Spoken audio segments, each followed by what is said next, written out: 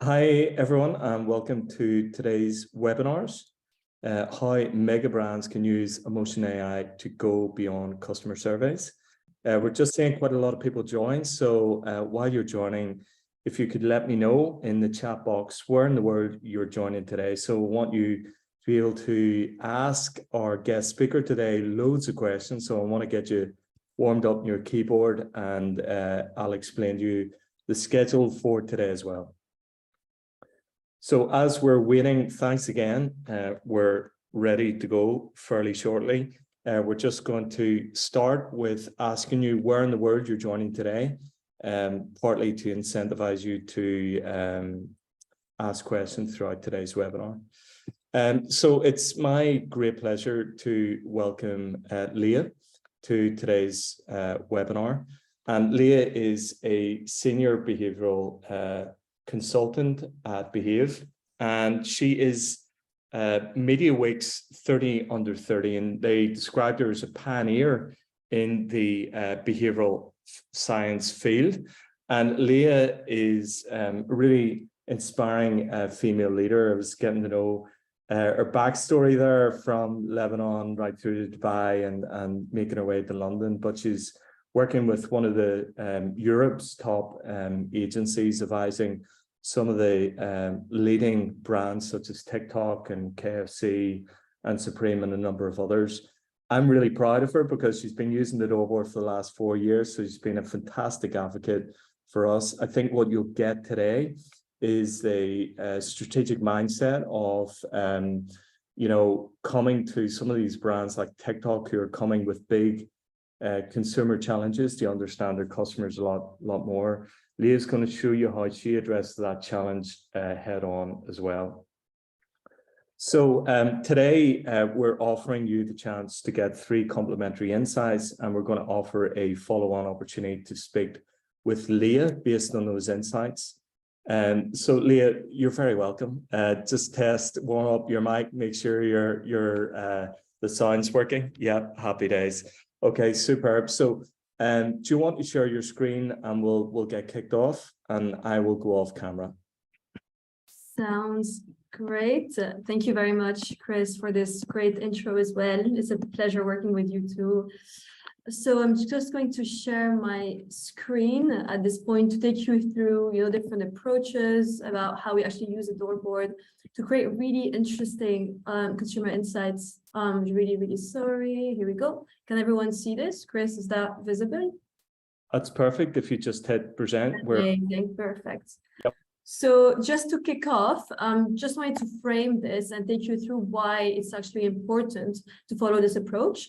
As Chris did mention, it's really important to, I guess, have a great view around the user behavior with the Doorboard platform. And I've been a big advocate for the platform because it actually unlocks that for us based on different methodologies that we actually use to empower and reach those insights. So I just wanted to kind of actually talk about a couple of points and snippets before I go into the presentation itself around why that's important. And essentially it's because it unlocks those hidden opportunities, or as Chris calls them, golden nuggets, that actually give you, as I call them, quick wins for a big impact. So essentially it's quite important because it gives you that supercharged and overlaid view beyond customer surveys to understand what really happens in the real world amongst us and the emotions linked to that, and then how you can actually action that to create true impact. I might be biased as a behavioral scientist, but that really does unlock behavior. So I'm excited to take you through how we go about that.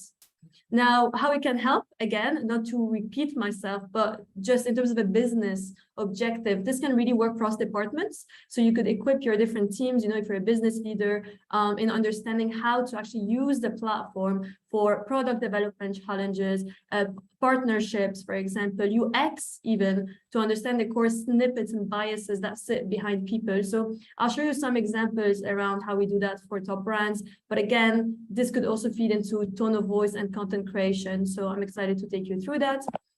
Then again, creating value for leaders. So essentially, you know, we're in a world where we're bombarded, I know it's cliche, but with information. So again, it's about really understanding how to get and reach that value in a way that's efficient, productive, and effective.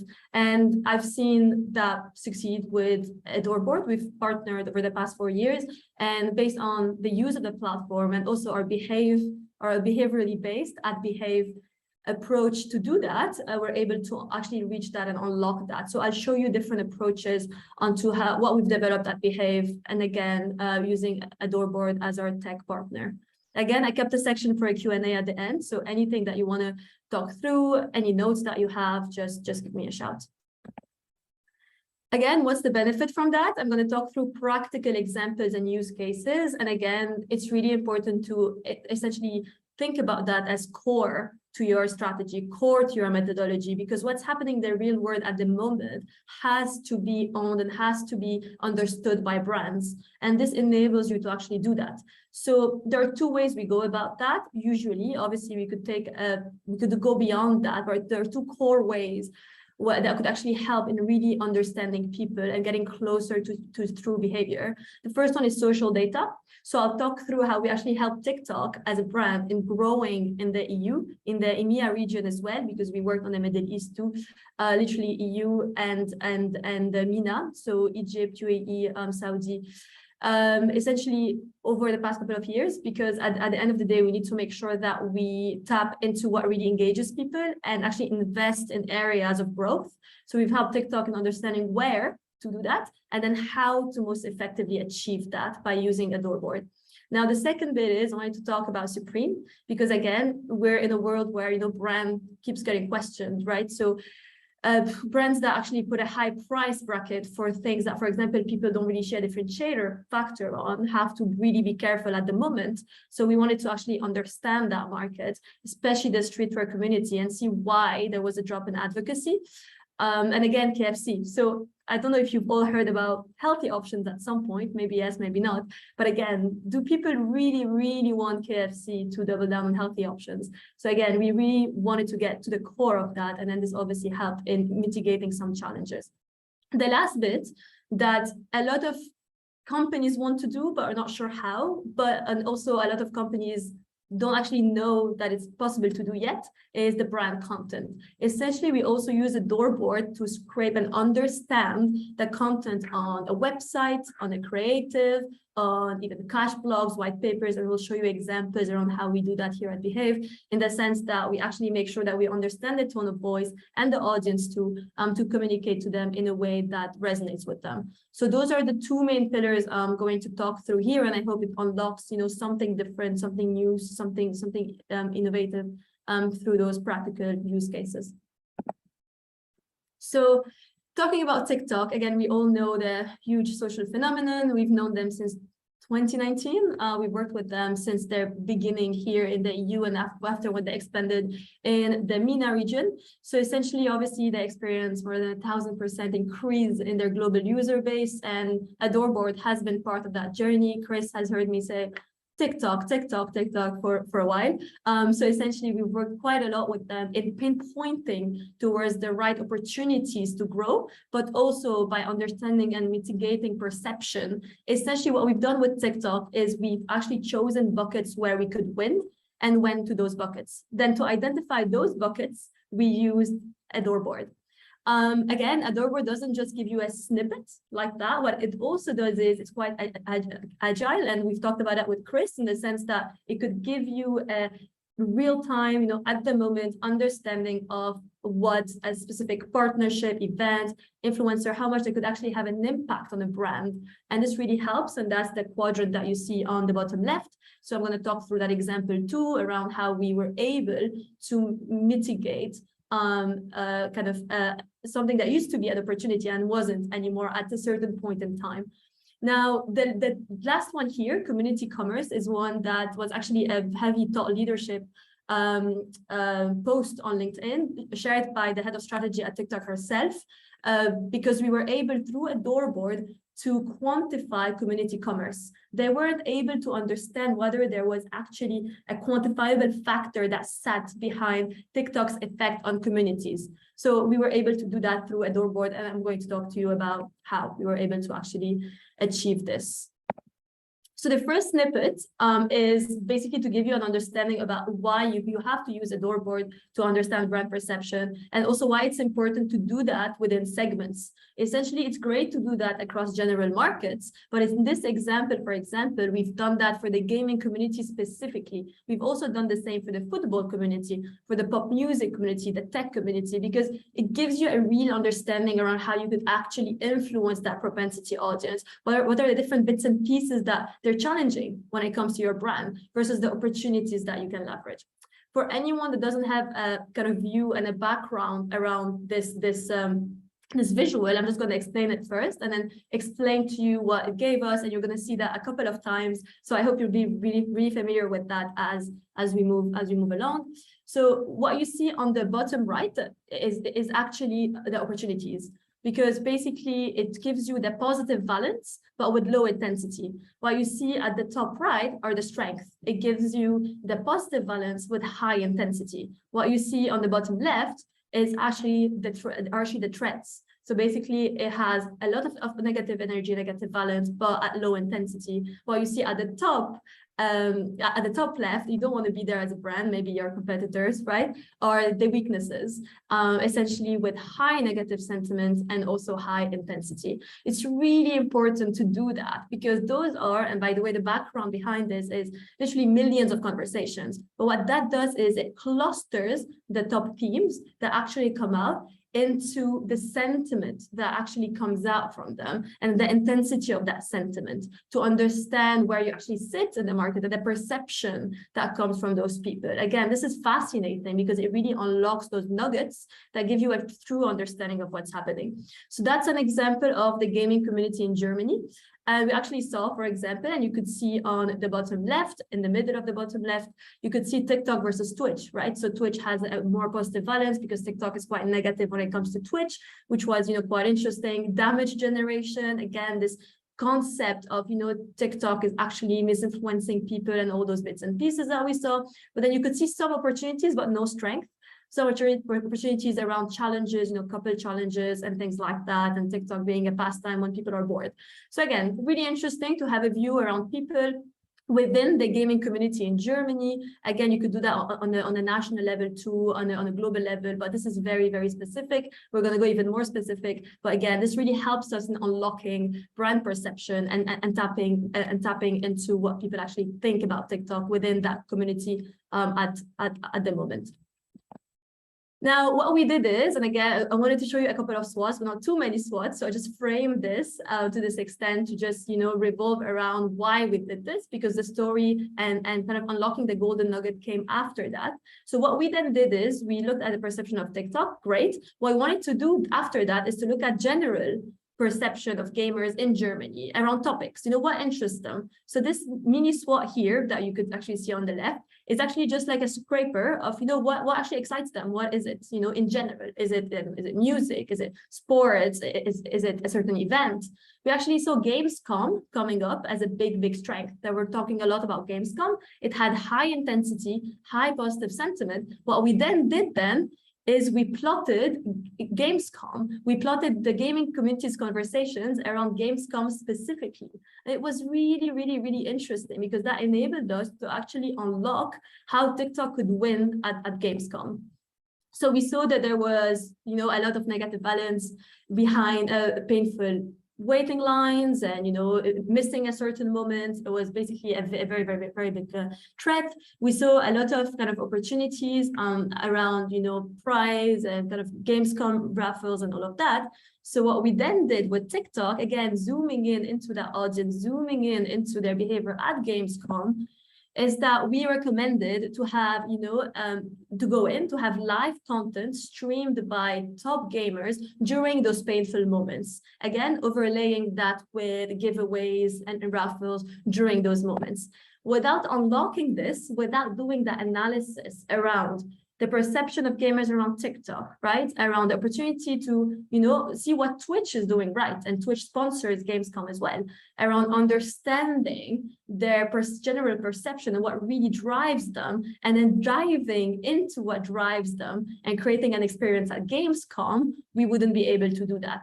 So again, those golden nuggets and those opportunities are what make TikTok what TikTok is today, being able to jump into the right opportunities, but also win within those opportunities. So I thank Chris and the team, because this really enabled us to go really specific in what we needed to do. Now, again, the only constant is change, right? Consumer behavior is never a one set answer. And we always say that the only constant is change. So essentially, this is an example of how we were able to use a doorboard to actually mitigate an event instead of actually going for an event. At some point, they wanted to partner with Ant and Dec in the UK. What we then did is we scraped conversations up until November, December, because it was about, the potentially mid-December, around that, and around the show that was happening. And what we told them was to actually stop and not do it, because there was a big drop in sentiment because of a Christmas show special that was coming up. So we said, don't do your March-April partnership, wait a bit, wait till things die down, and then go for it. So again, sentiment is not only a stamp, it's not only something that stays at a certain point in time, it changes. So when you unlock an opportunity here, for example, in one of those SWOTs, what you could do is then track it. What you could do is then plot it over time and then see if there's still an opportunity that exists within that point in time. Now, onto the community commerce one that we really, really enjoy. And I really love the story behind that, because the team in the Middle East came to me and said, people in Saudi, people in Dubai, people in those markets are quite influenced by social norms, right? So basically community commerce is potentially huge there, because they could then all influence each other. And we built a radar to actually show them. Before that, yes, it's true. Everyone literally just keeps influencing each other. It's like a domino effect. So they came with a challenge, and they said, okay, how can we quantify that? We're literally not able to quantify it. When we ask people about things, they don't actually tell us what's true. That's why this webinar is called, going beyond customer surveys. It's good to have them. It's good to understand the quantifiable factors within a survey and that sit behind claim behavior. But what this enables us to do is to take it a step forward. Essentially, what we did here is we took the conversations around TikTok, around shopping in general, just shopping in general within that region. What we did after that is we took the conversations around shopping in the region with TikTok appended to that. So shopping and TikTok queries, like shopping and TikTok made me buy it, shopping, but there's TikTok that was mentioned somewhere. What you could see on the left, the extreme left, is the emotional radar from a doorboard on general e-com shopping. As you could see, there's a lot of anticipation, right? Joy is not that high, it's at 4%, a lot of fear, right? Because there's this buyer's remorse that comes up. Now, when we looked at the shopping queries with TikTok appended to that community feel, we actually saw a lot of joy and fear disappeared. So again, it's really about making sure that we looked at the data that's out there, people's conversations, how they talk about things, how they perceive things, and then their actual behavior around certain brands, around things that actually make them happier, and quantify that using sentiments. And so basically this enabled TikTok to push that forward, to talk to their leadership and say, you know what, we're able to quantify community commerce. Look at those mentions without TikTok, look at those mentions with TikTok. So let's push that forward. And then again, this pushed the community commerce agenda way forward in that region. And again, it's something that we can also talk about in the future within the next year. So moving away from TikTok, I know you're all potentially in a TikTok bubble at the moment. Just wanted to talk through some other examples that you could also do, but again, examples that are quite relevant to our day-to-day and what's happening at the moment. We see a lot of brands like Supreme, for example, that are losing their top advocates, especially in a cost of living crisis, right? When people let go of certain things and they're not really able to, build this up again. So it's about really understanding what drives that base. As I mentioned initially, you could look at doing the scraper and that SWOT around the market, around a country, around a region. But in this case, and this is my opinion as well, the more audience specific you are, the better. So in that case, we collected through our social listening API a base of streetwear fans. What we then did is we actually tracked Supreme across those people, and we exported those conversations and plugged them on the SWOT.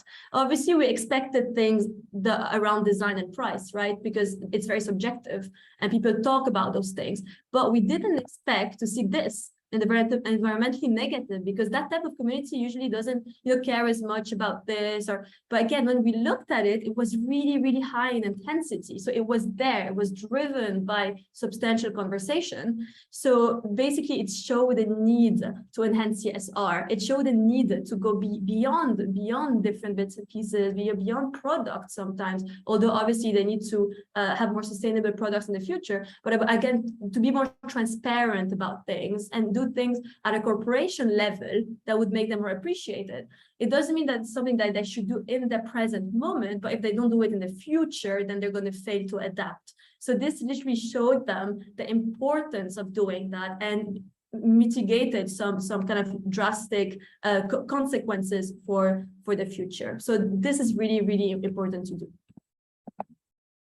I actually really enjoy that one. And again, I was really keen on showing this visual because it's great to have different types of visuals. You could have this one that you could get from the platform itself, or you could also play around them, which is what we sometimes do. Sometimes doing the consultancy, we rebuild it in a way that could actually be, communicate what we want to communicate. Usually we could use it from the platform, or we could again do something that could kind of express the advice that we also want to give to the client. So that's the case with KFC here, where we actually wanted to look at whether or not people actually wanted to adopt healthier options.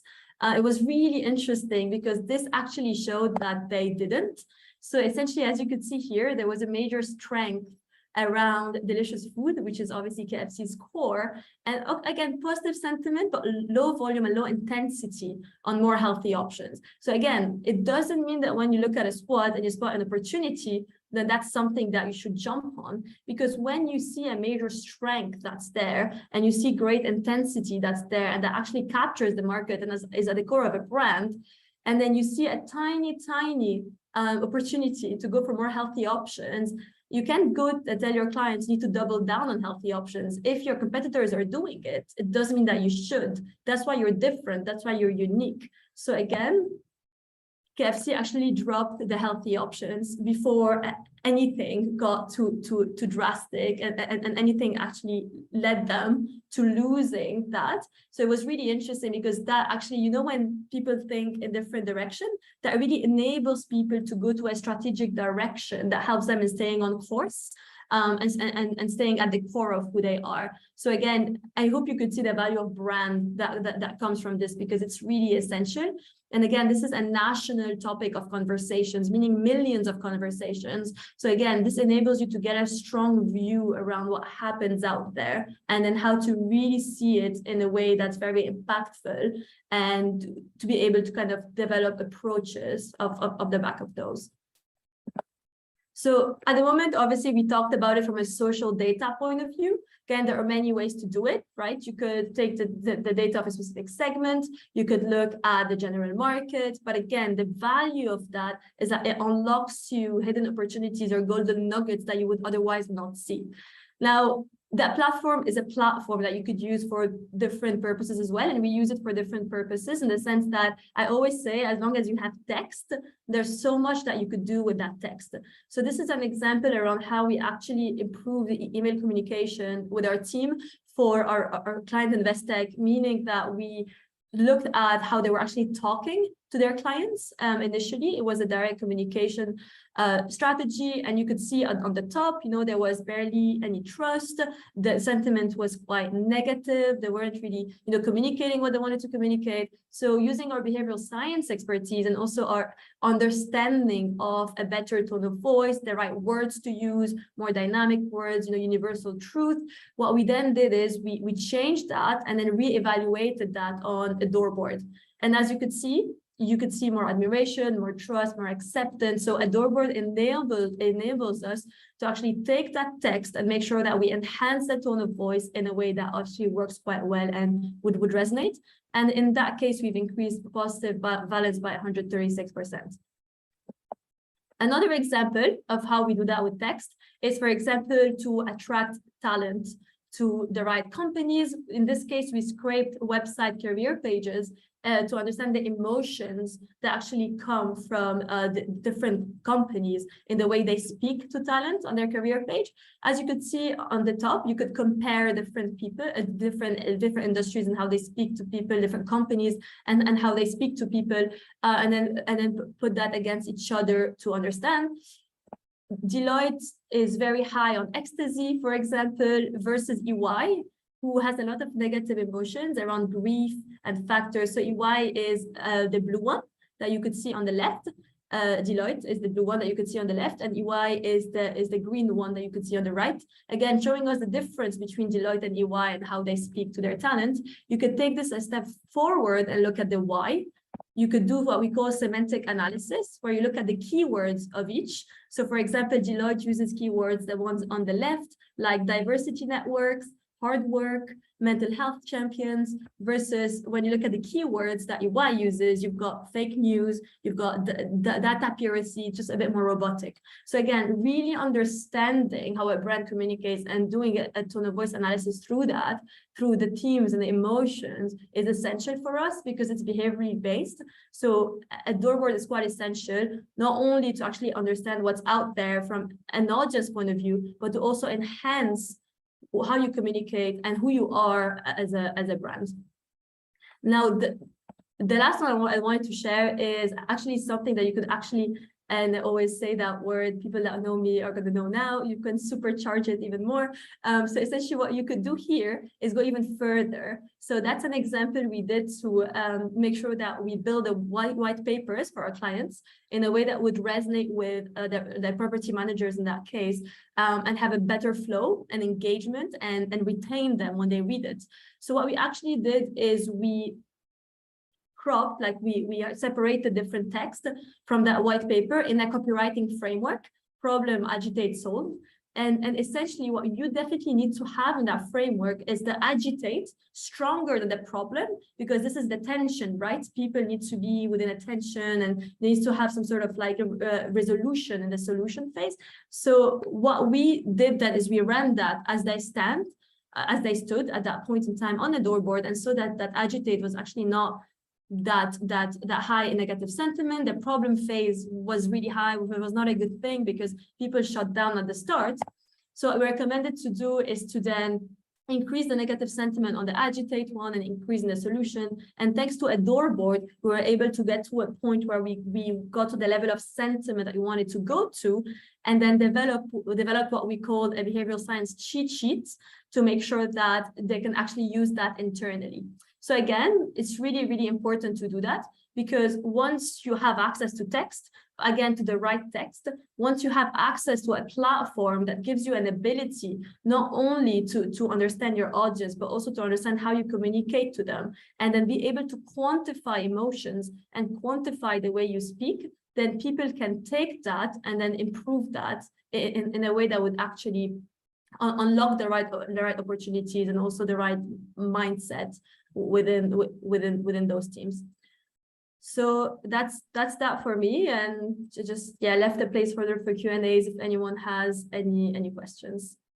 Superb, and really thanks so much. That was you packed in so much there, Lea. I was really taken by your examples, and I didn't realize that Adore Board was responsible for taking the vegetarian option off KFC. So, it's an interesting one.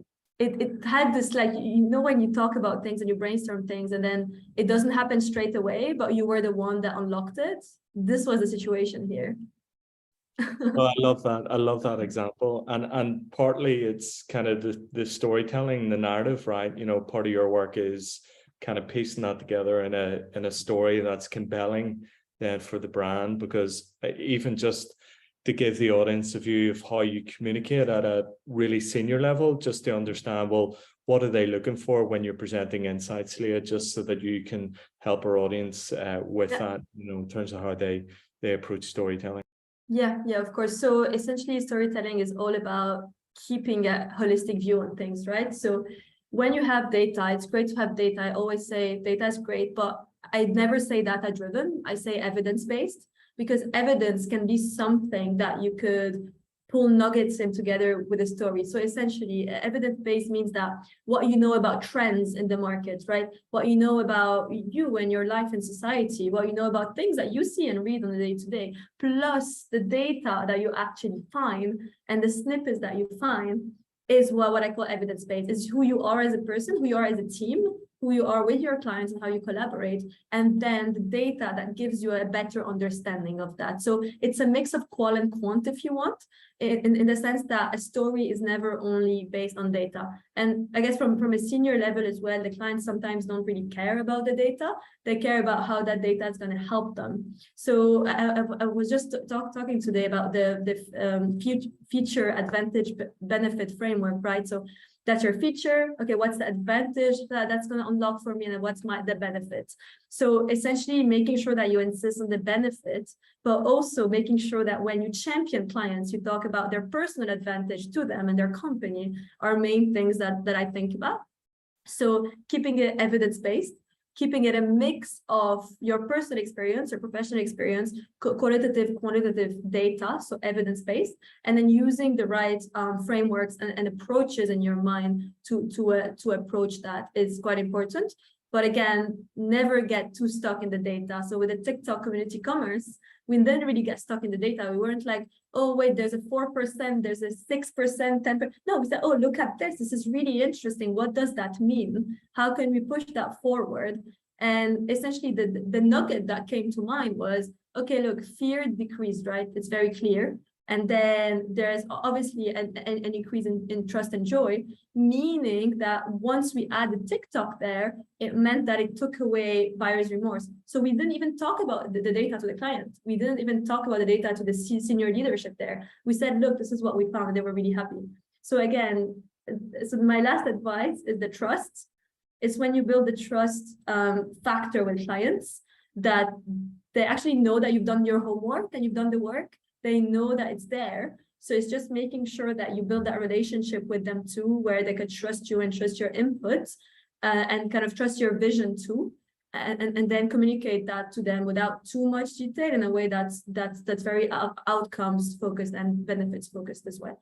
Sure thing. And I can imagine how TikTok, you're obviously selling advertising to brands, could say, trust in TikTok, because we're going to, we help with the purpose. Exactly. The purpose was that. The purpose, they came to us, they were like, yeah, we want to get more brands to advertise on TikTok. Like, how can we show them that actually people are going to find brands? How are people going to trust TikTok? How are people going to find information on TikTok? So in that same brief, we also proved to them that TikTok was actually disrupting and hijacking the funnel. There was no awareness stage, because people could already consider a brand from a person that they love and they know without even knowing the brand, right? So it disrupted the whole funnel, but at the same time, it gives you an opportunity as a brand, especially in markets, ask me, in markets where people are very tied and into like social norms, very influenced by that, to actually get brands to be on the platform, because this is where things happen. This is where people actually look for information. And that's why the funnel, we built that with TikTok. It wasn't like that anymore. It wasn't horizontal. It was a loop. Consideration, exactly. So it was literally no awareness, a tiny one, but consideration to conversion. And it was really interesting. Yeah, it's almost like a really fast flywheel for advertisers to convert. Yeah, completely. And just to go back to your question around, how do you frame that in a way that's more of a story? The loop, right? You think about, okay, how can we visualize that? And then you visualize it in a way that communicates the story without showing the 10, 15, sometimes 50 to 100 slides that come behind that. You show that loop that actually tells the whole story. So as consultants, we say visualize. That's really important. Super. And I want to talk about, in terms of our audience here, who would be typically, responsible for reporting insights, right? But what I was hearing from you is, the value of segmentation and how segmentation can allow you to unlock new questions Yeah. that you can then start to understand. So I want to talk about segmentation just to kind of reinforce that point about, why is that important, and then go on to kind of, it seems that you're doing quite advanced analytics, so I'll maybe come on to that after. Yeah, for sure. I mean, we live in a world where there are so many conversations. I'm talking right now, and there are about, 100,000 of tweets happening at the same time. So if you look at a general market, like, you wouldn't really get those impactful, like, super specific snippets around what you want to look for. But if you look at that market and you segment that market and you look at the interests and the prevalent interests that come up, then if you want to win within a certain segment, then you could then zoom into that segment. So for example, with TikTok, the initial work wasn't looking at, oh, how can we win with gamers? It was, who can we win with? Then we identified gamers, because we created this report, this segmentation report and segmentation piece, where we identified the top content categories and engagement categories in each market. So we had comedy and satire in France, with football, obviously, comedy and satire. We had fashion in Italy with football as well. So it was across the EU as a football community. We had football and gaming in Germany. So we saw the different, what really engaged people out there. So that was our segmentation piece, which we can talk about in a different webinar. It was quite big. Yes. And then once we did that, then we were like, it doesn't make sense for us to look at what everyone thinks about TikTok. It does initially, to go from a USP point of view, and then we went into creative education, but it doesn't make sense to want to target and win across partnerships and experiences. And that's what TikTok really succeeds at.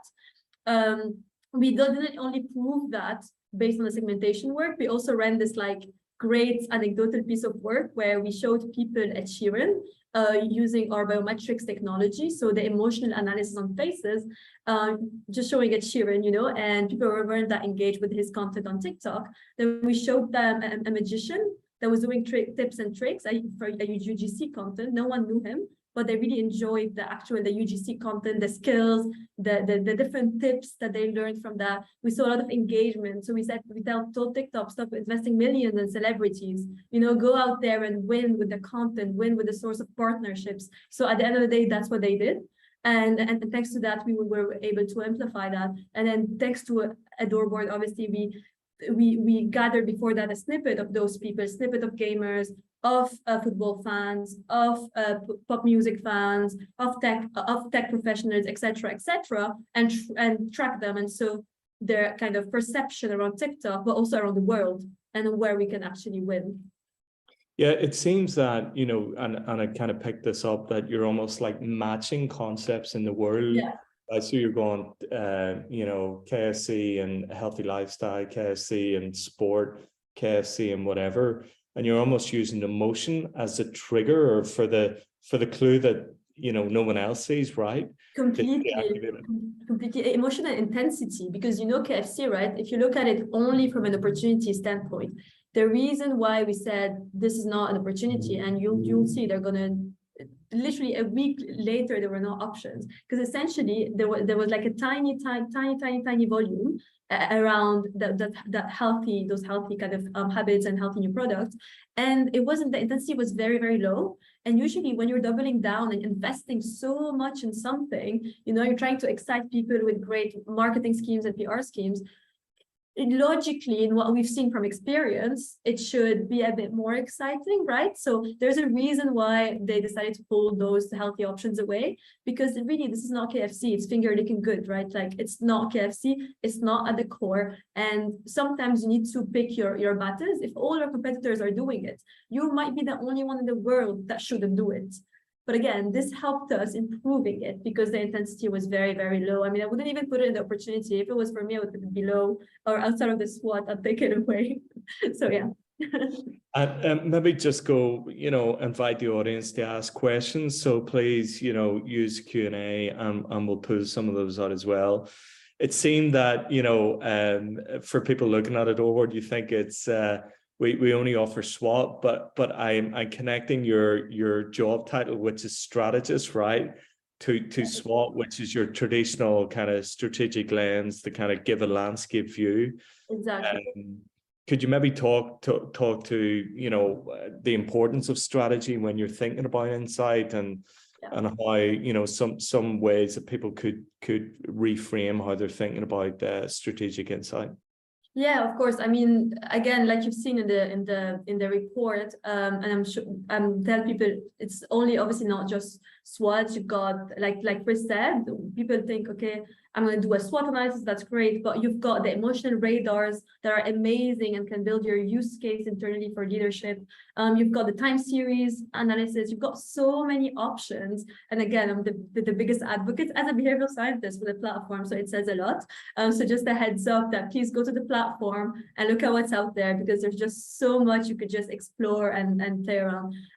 In terms of strategy, yeah, I mean, it's really important because there's a big difference between unlocking insights and unlocking strategic insights or building a strategy. Insights means that, you unlocked something, it's quite interesting, but a strategy is, okay, what can I actually do with that? What's the so what does that mean? So for example, and an insight could be, okay, we've seen that the football community, when we asked them to do some ethnography research, so explore their behavior on TikTok, for example, they were automatically going to the discovery page. So strategy, what does that mean? Those people are actually very heavy on self-efficacy. When you look at their personality traits, right? They don't want to be overwhelmed by non-skilled content. They want to directly go to that. So then we decided to then map out the actual consumer journey of a footballer when they go to watch football content, because that becomes their natural habit and routine. And we remapped this out on TikTok. So a strategy is making links together. This is the data, this is information, this is insights. A strategy is pulling them together and making sure that you enrich that, and you, again, I'm going to say it, supercharge that in a way that actually gives you a better understanding around how you can influence hearts and minds. And I always say strategy is not taught, it's cultivated. You have it, but then if you have it, you need to kind of cultivate it, work on it, read things, grow as a person, experience the world.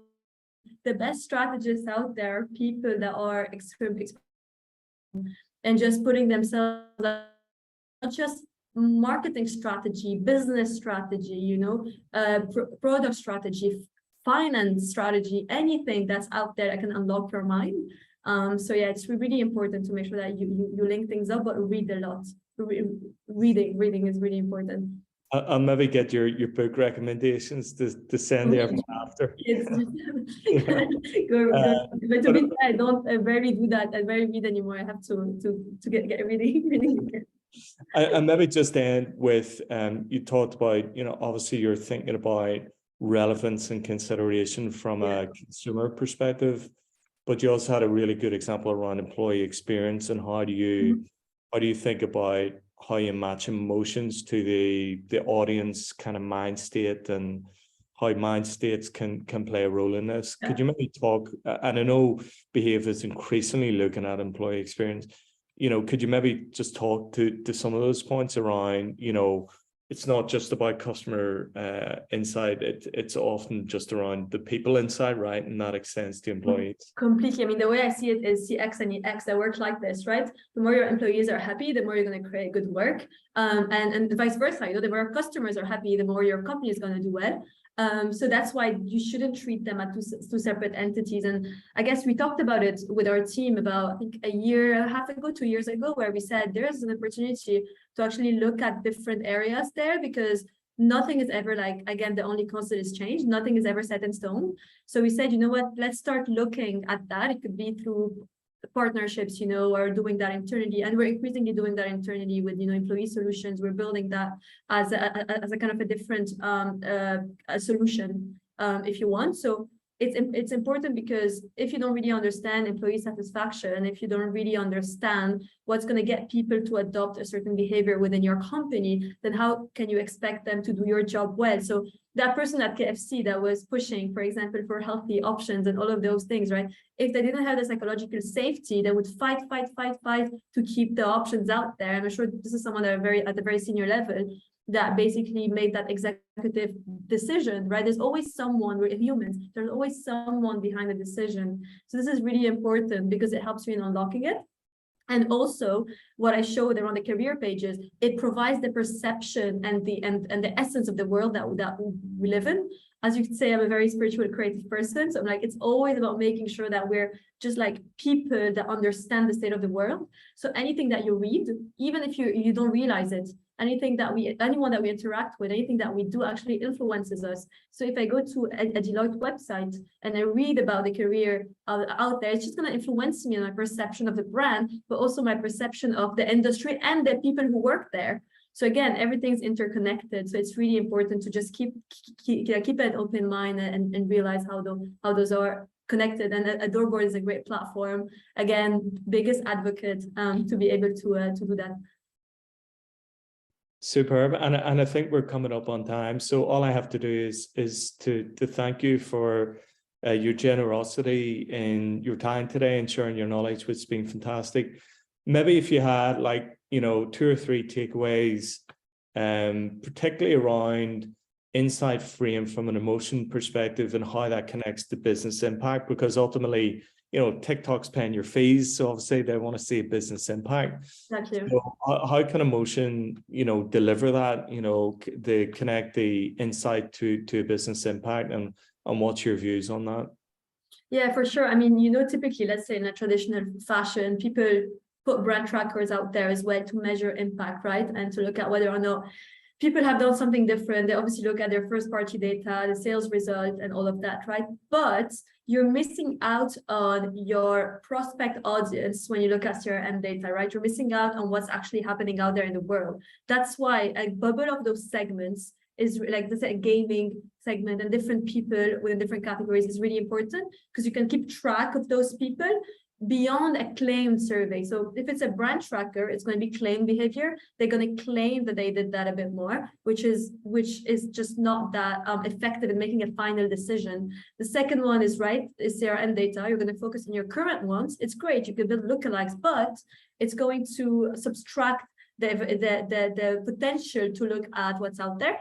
Emotional analysis comes here to actually augment your insights, to actually make sure that from those hypotheses that you have, you're actually making the right decision. So essentially, if you look at, for example, uplift in a certain theme, if you look, for example, in further volumes and conversations around that, that's really going to help. So in terms of measurement, I always say layered approach. In terms of research and measurement, if you do emotional analysis, it doesn't mean that you can do a quant survey. It doesn't mean that you can do some implicit testing. It means that you could layer those together to get to the final conclusion. But I wouldn't remove emotional analysis as part of the equation, because again, it gives you a real understanding of what's happening in the world at the moment, and also the way that you could actually drive this. So from a measurement point of view, that's actually how I see it. From a kind of start of project point of view and actual impact for the business, I mean, we wouldn't have found those opportunities, right?